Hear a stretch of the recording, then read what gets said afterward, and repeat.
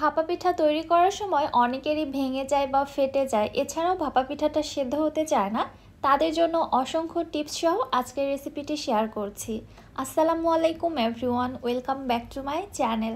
আজকে আমি ভাপা পিঠাটা তৈরি করব বাজারে কেনা শুকনো চালের গুঁড়া দিয়ে। ভেজা অথবা শুকনা যে কোনো চালের গুঁড়া দিয়ে আমার এই রেসিপিটি দেখার পর 100% পারফেক্ট ভাপা পিঠা আপনারা ঘরেই তৈরি করে নিতে পারবেন। পিঠাগুলো ভেঙে যাবে না বা ফেটে যাবে না, তৈরি করার পরেও অনেকক্ষণ পর্যন্ত পিঠাগুলো নরম তুলতুলে এবং সফট থাকবে। চলুন কথা না বাড়িয়ে রেসিপি দেখে আসি। বিসমিল্লাহ।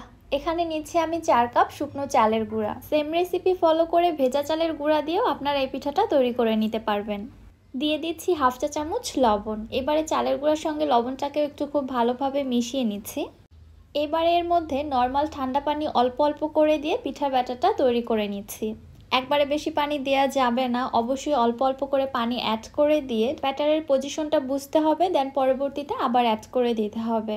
ভেজা চালের তুলনায় শুকনো চালের গুঁড়াতে কিন্তু পানির পরিমাপটা একটু বেশি লাগে, সো অবশ্যই এখানে পানিটা একটু বুঝে অ্যাড করে দিবেন। একবারে অনেক বেশি পানি ঢেলে দিলে ব্যাটারটা অনেক নরম হয়ে যেতে পারে, এজন্য বলছি অল্প অল্প করে অ্যাড করে দিয়ে ব্যাটারটা তৈরি করে নিতে হবে। আমার এই পিঠার ব্যাটারটা অলমোস্ট তৈরি করা হয়ে গেছে, দেখতে পাচ্ছেন ব্যাটারটা অনেকটাই ভেজা ভেজা হয়ে গেছে। এর মধ্যে কিছু ব্যাটার নিয়ে যদি আমি হাতের মধ্যে মুঠোবন্দি করি, দেখবেন এরকম দলা বেঁধে আসবে এবং ভেঙে দিলে আবার ঝুরঝুর করে ভেঙেও যাবে। সো এরকম পর্যায়ে চলে আসলে বুঝে নিতে হবে পিঠার ব্যাটারটা মাখানো হয়ে গেছে। আবার এই ব্যাটারটা কিন্তু অনেক বেশি শুকনো রাখা যাবে না, তাহলে পিঠাগুলো খেতে খসখসে লাগবে। এবার একটি ছিদ্রযুক্ত চালনি দিয়ে আমি পিঠার ব্যাটারটা চেলে নিচ্ছি। আপনারা যদি মোটা দানার পিঠা খেতে পছন্দ করেন তাহলে মোটা ছিদ্রযুক্ত কোনো কিছু দিয়ে পিঠার ব্যাটারটা চেলে নেবেন, আর যদি ছোট দানার পিঠা খেতে পছন্দ করেন তাহলে ছোট ছিদ্রযুক্ত কোনো কিছু দিয়ে চেলে নেবেন। আমি পিঠার দানাগুলো খুব একটা বেশি বড়ও করছি না, আবার ছোটও করছি না। নর্মালি যেরকম ভাপা পিঠা হয় আমি ওইভাবেই তৈরি করব আজকে। তবে আমার পার্সোনালি মোটা দানার পিঠা খেতেই কিন্তু বেশি ভালো লাগে। সবগুলো চালের গুঁড়া চেলে নিয়েছি, দেখতে পাচ্ছেন এগুলো কত বেশি ঝুরঝুরে হয়েছে। এবার পিঠা তৈরি করার পালা। পিঠা তৈরি করার জন্য আমি এখানে একটি স্টিলের বাটি নিয়েছি। বাজারে কিন্তু ভাপা পিঠা তৈরি করার বিভিন্ন ধরনের সাজ পাওয়া যায়, আপনারা চাইলে ওগুলো দিয়েও তৈরি করে নিতে পারেন।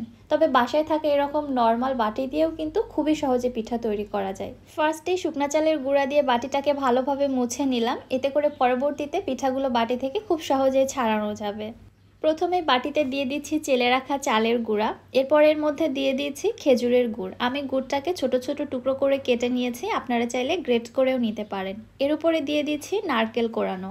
গুড় এবং নারকেল কোড়ানোর লেয়ারটা আপনারা আপনাদের পছন্দ মতো কম বেশি করে দিতে পারেন, তবে আমি খুব একটা বেশি দিচ্ছি না, কারণ আমি অতটা মিষ্টি খেতে পছন্দ করি না। উপরে আবারও একটু চালের গুঁড়া দিয়ে আবারও কিছু গুড় এবং নারকেল কোড়া দিয়ে দিলাম। আমি 2 লেয়ারে গুড় এবং নারকেল কোড়া দিয়েছি, আপনারা চাইলে 1 লেয়ারেও দিতে পারেন। উপরে আবারও চালের গুঁড়া দিয়ে হালকা হাতে একটু চেপে চেপে দিচ্ছি। এখানে কিন্তু প্রেসার ক্রিয়েট করে চাপানো যাবে না, তাহলে কিন্তু পিঠাগুলো বাটি থেকে ছাড়ানো যাবে না। এছাড়াও পিঠাগুলো ফেটে যেতে পারে এবং পিঠা সেদ্ধ না হওয়ার একটা চান্স থেকে যায়।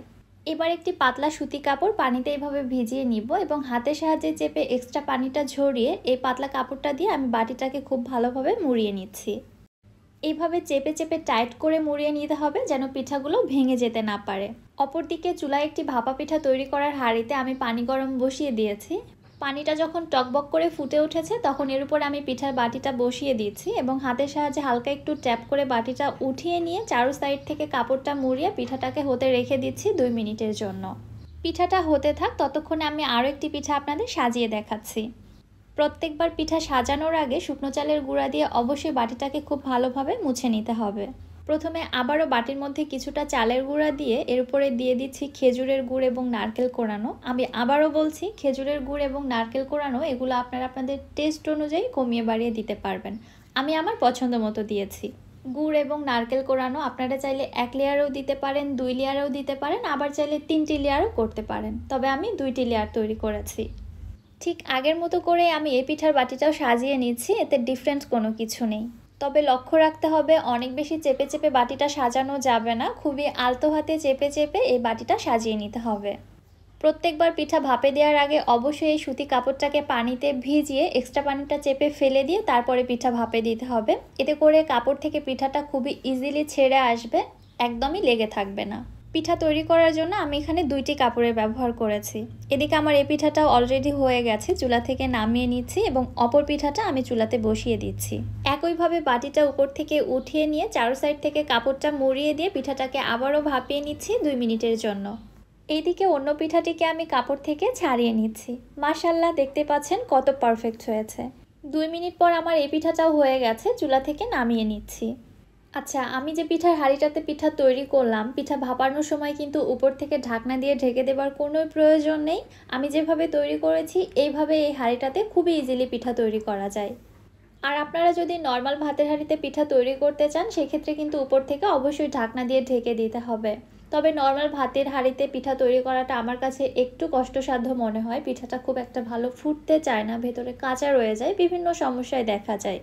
এজন্য আমি সাজেস্ট করব পিঠা তৈরি করার জন্য এরকম একটা হাঁড়ি ব্যবহার করবেন। এছাড়া আমাদের গ্রামীণ ঐতিহ্যবাহী একটা পদ্ধতি রয়েছে, মাটির কলসি বা সিলভারের কলসি। গ্রামে কিন্তু কলসিতে করেই এখনও ভাপা পিঠা তৈরি করা হয়।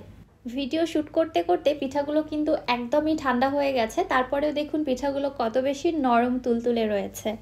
আমার টিপস অ্যান্ড ট্রিক্সগুলো ফলো করে যদি আপনারা পিঠা তৈরি করতে যান, আশা করছি পিঠা তৈরিতে আপনাদের আর কোনো প্রবলেমই থাকবে না। শীতের এই ঐতিহ্যবাহী পিঠাটাকে খুবই মজা করে তৈরি করে আপনারা উপভোগ করতে পারবেন। রেসিপিটি আপনাদের কাছে কেমন লাগলো অবশ্যই আমাকে কমেন্ট করে জানাবেন। কথা না বাড়িয়ে আজকের মতো তাহলে এখানেই বিদায় নিচ্ছি। আল্লাহ হাফেজ।